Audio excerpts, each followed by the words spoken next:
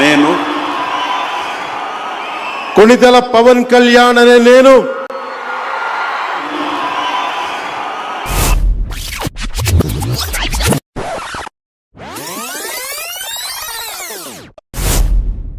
నమస్తే, welcome to voice with Vamshi. Power star Pawan Kalyan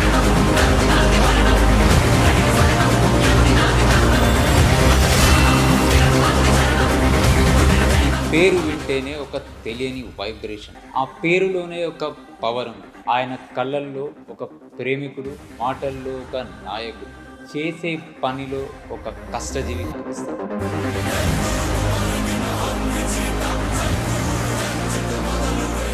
megastar Chiranjeevi తమ్ముడిగా చిత్ర పరిశ్రమలోకి అడుగు పెట్టినప్పటికీ తనకంటూ ఒక ప్రత్యేక గుర్తింపును సంపాదించుకోవడానికి ఆయనకు ఎక్కువ కాలం పట్టలేదు. తనకున్న క్రేజ్తో కోట్లు సంపాదించే అవకాశం ఉన్నా వాటన్నింటినీ పక్కన పెట్టి యువతకు ఒక ఐకాన్గా నిలిచారు. ఎన్ని అడ్డంకులు ఎదురైనా తాను నమ్మిన సిద్ధాంతాల కోసం పోరాడే యోధుడయ్యాడు. ఇక ఆయన కళ్యాణ్ బాబు నుండి పవర్ స్టార్ వరకు ఎలా ఎదిగారు?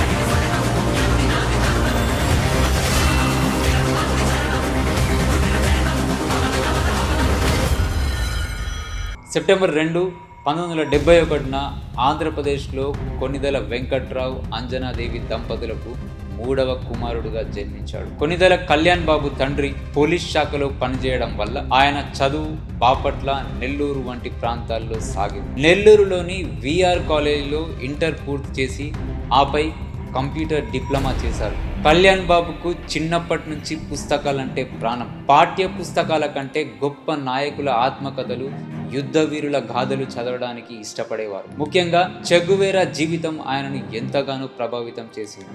అందుకే ఆయన ప్రసంగాల్లో తరచూ చెగువేరా ప్రస్తావన వస్తూ ఉంటుంది. అలాగే మార్షల్ ఆర్ట్స్లో ఆయనకు మంచి ప్రవేశం ఉంది. కరాటేలో బ్లాక్ బెల్ట్ కూడా సాధించారు. సినీ ప్రస్థానం చూస్తే 1996లో అక్కడమ్మాయి ఇక్కడబ్బాయి సినిమాతో పవన్ కళ్యాణ్ తెలుగు తెరకు పరిచయం అయ్యారు. ఆ సినిమాలో ఆయన చేసిన సాహసోపేతమైన స్టంట్ అందరినీ ఆశ్చర్యపరిచాయి. ఆ తర్వాత వచ్చిన గోకులంలో సీత, సుస్వాగతం చిత్రాలు ఆయనకు మంచి గుర్తింపు తెచ్చాయి.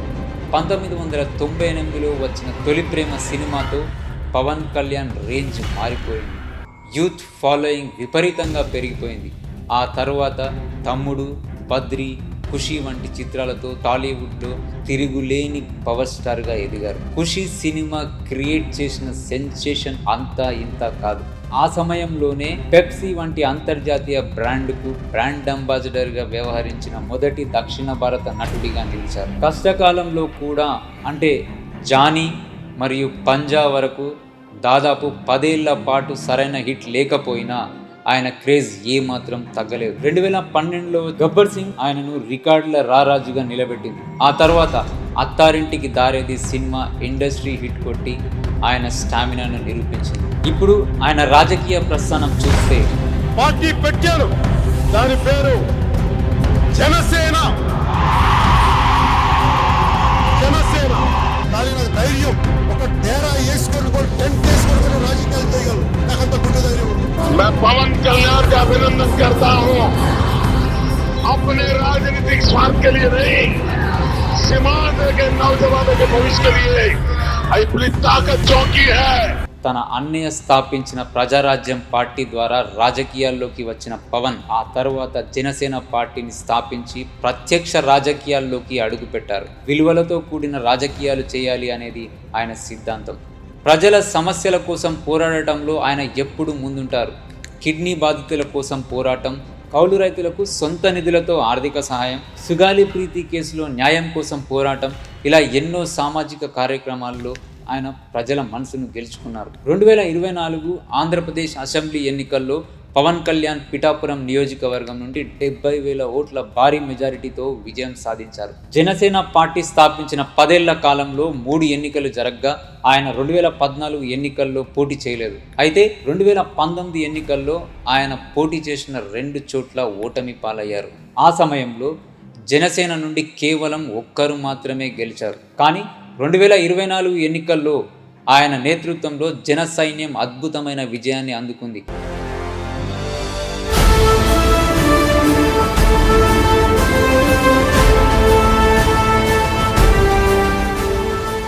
తన పార్టీ తరపున పోటీ చేసిన మొత్తం 21 మంది అభ్యర్థులను ఆయన గెలిపించుకున్నారు.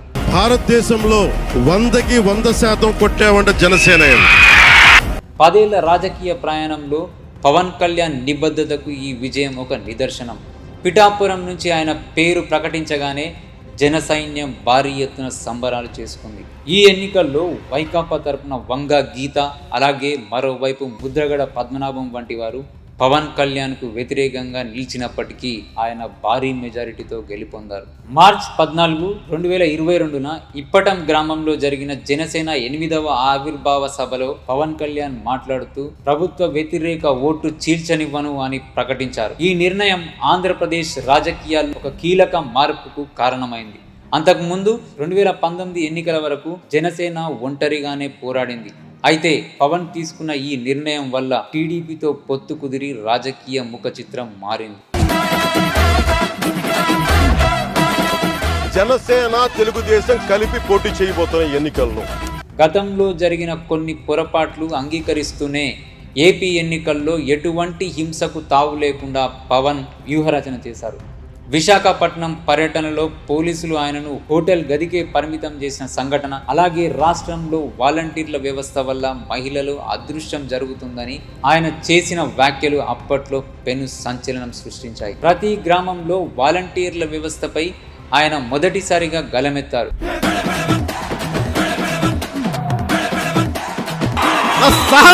ఇంతకాలం మిమ్మల్ని రక్షించింది.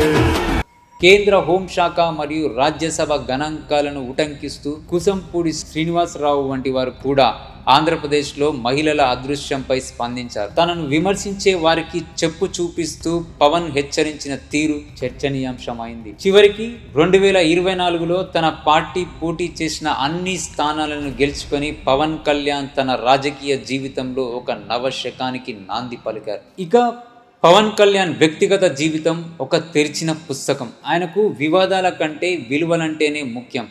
జానీ, కొమురంపులి వంటి సినిమాలు నష్టపోయినా తన రెమ్యునరేషన్ వెనక్కి ఇచ్చి తన దాతృత్వాన్ని చాటుకున్నారు. అలాగే వైజాగ్ హుదూద్ తుఫాన్ బాధితులకు, చెన్నై వరద బాధితులకు భారీగా విరాళాలు ఇచ్చారు. ఆయనకు వ్యవసాయం అంటే చాలా ఇష్టం. ఖాళీ దొరికితే తన ఫామ్ హౌస్లో మొక్కలతో గడపడానికి ఇష్టపడతారు. ఆయనకు అవార్డుల మీద ఆశ లేదు. తన అభిమానుల ప్రేమే తనకు దేవుడిచ్చిన అతిపెద్ద అవార్డుగా భావిస్తారు. ఇక పరిటాల రవి పవన్ కళ్యాణ్కి గుండు కొట్టించాడా? అసలు పవన్ కళ్యాణ్ మరియు పరిటాల రవి మధ్య ఏం జరిగిందో చూస్తే, పవన్ కళ్యాణ్ పరిటాల రవికి హైదరాబాద్ జూబ్లీ హిల్స్లో ఒక ఇల్లు ఉండేది.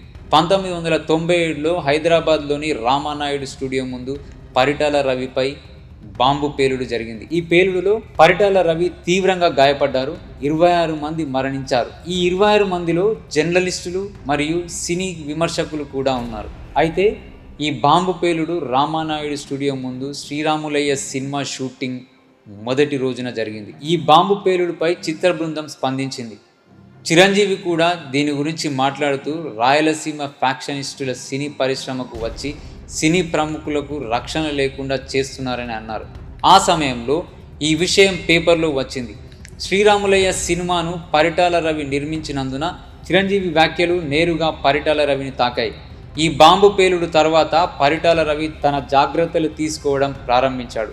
భద్రతను పెంచారు. తన చుట్టూ అనుమానాస్పద వ్యక్తులను అనుమతించలేదు. హైదరాబాద్లోని ఇంటి వద్ద కూడా భద్రతకు పెంచారు. 1997లో జూబ్లీ హిల్స్ ప్రాంతం మొత్తం ఖాళీ స్థలాలతో ఉండేది. ఆ ప్రాంతం అంతా చిన్న కొండలు మరియు రాళ్లతో నిండి ఉండేది. ఆ సమయంలో జూబ్లీ హిల్స్ అభివృద్ధి ప్రారంభమైంది. పరిటాల రవి ఇంటి పక్కనే చిరంజీవి కుటుంబానికి సంబంధించిన స్థలం కూడా ఉంది. పరిటాల రవి తన భద్రతను దృష్టిలో ఉంచుకొని తన ఇంటి దగ్గర ఉన్న ఖాళీ స్థలాన్ని కొనాలని నిర్ణయించుకున్నారు. పరిటాల రవి ఇంటి దగ్గర జగ్గారావు అనే వ్యక్తికి ఒక స్థలం ఉండేది. జగ్గారావు ఆ స్థలాన్ని చిరంజీవికి అమ్మడానికి అప్పటికే అంగీకరించారు. కానీ జగ్గారావు ఇంకా ఆ స్థలాన్ని చిరంజీవికి అమ్మలేదు. పరిటాల రవి ఆ స్థలాన్ని కొనమని తన బావమరిది కృష్ణారావుకు చెప్పారు. కానీ ఆ స్థలాన్ని కొనడానికి చిరంజీవి అప్పటికే కొంత డబ్బు ఇచ్చారని జగ్గారావు చెప్పారు. ఈ విషయం చిరంజీవి దగ్గరకు వెళ్ళింది. చిరంజీవి ఆ సమయంలో షూటింగ్లో బిజీగా ఉన్నారు. ఆయన సోదరుడు నాగబాబు కృష్ణారావుతో మాట్లాడారు. కానీ ఆ సమయంలో పరిటాల రవి మనుషులు పవన్ కళ్యాణ్తో ఈ స్థలం గురించి మాట్లాడారు. పరిటాల రవి వ్యవహారంలో ఎక్కడ నేరుగా పాల్గొనలేదు. అందుకే పవన్ కళ్యాణ్ పరిటాల రవిని కలవలేదు. పరిటాల రవి బావమరిది కృష్ణారావు ఈ వ్యవహారంలో పాలు పంచుకున్నారు. ఆ స్థలం విషయంలో జరిగిన చర్చలన్నీ కేవలం వారి ప్రతినిధుల మధ్య మాత్రమే జరిగాయి. పవన్ కళ్యాణ్ను పరిటాల రవి కొట్టారు అనే వార్తల్లో ఎలాంటి నిజం లేదు. ఇది కేవలం రాజకీయ ప్రయోజనాల కోసం సృష్టించబడిన ఒక కల్పిత కథ మాత్రమే. పవన్ కళ్యాణ్ అంటే కేవలం ఒక నటుడు మాత్రమే కాదు, కోట్ల మంది గుండెల్లో ఒక నమ్మకం. ఆయన ప్రయాణం ఎంతో మందికి స్ఫూర్తిదాయకం. పవన్ కళ్యాణ్ గారిలో మీకు నచ్చిన విషయం ఏంటి? ఆయన నటించిన సినిమాల్లో మీకు ఇష్టమైన సినిమా ఏది? కింద కామెంట్ సెక్షన్లో తప్పకుండా తెలియజేయండి. ఇలాంటి ఆసక్తికరమైన వీడియోల కోసం మా ఛానల్ను లైక్ చేసి సబ్స్క్రైబ్ చేయండి. जो यहाँ दिखता है ना पवन, ये पवन नहीं आंधी है।